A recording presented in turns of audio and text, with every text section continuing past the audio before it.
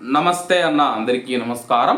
కువైట్లో పోలీసుగా నటిస్తూ ఉన్న ఒక పాకిస్తాన్ వ్యక్తిని పోలీసులు అదుపులోకి తీసుకున్నారు.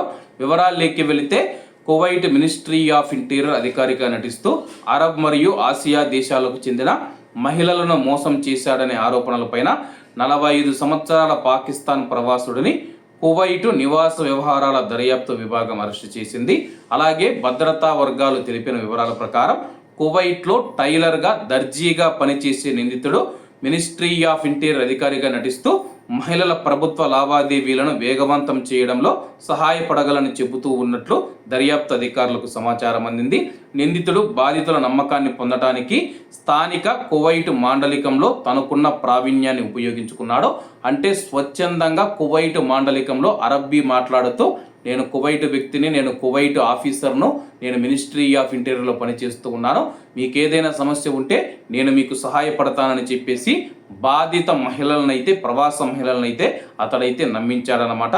అలాగే కొన్ని సందర్భాలలో పోలీస్ అధికారిగా నటిస్తూ పోలీస్ యూనిఫామ్ ధరించాడని చెప్పేసి బాధితులు తెలిపారు.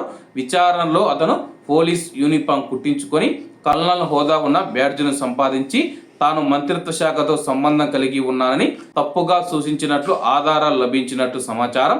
పబ్లిక్ ప్రాసిక్యూషన్ నుంచి వారెంట్ పొందిన తర్వాత పోలీసులు అనుమానితుడిని అరెస్టు చేసి అతని యొక్క ఇంట్లో సోదాలు నిర్వహించారు. అధికారులు ఒక police uniform, general directorate of control and infection ఉద్యోగులకు సంబంధించిన ఒక బ్యాడ్జు మరియు నకిలీ అధికారి చిహ్నం అయితే లభించాయి. విచారణ సమయంలో నిందితుడు ఒక అధికారిగా నటిస్తూ ఒక నకిలీ గుర్తింపును ఉపయోగించి మహిళలను తప్పుదోవ పట్టించి మోసపూరిత కార్యకలాపాలకు పాల్పడినట్లు ఒప్పుకున్నాడు. ఆరోపించబడిన మోసం యొక్క పూర్తి స్థాయిని నిర్ధారించడానికి పోలీసులు ప్రస్తుతం అయితే చట్టపరమైన చర్యలు తీసుకుంటూ ఉన్నారు. కాబట్టి కువైట్లో ఉన్న మన భారతీయులు ఎవరైతే ఉన్నారో ఇటువంటి వారితో చాలా జాగ్రత్తగా ఉండండి.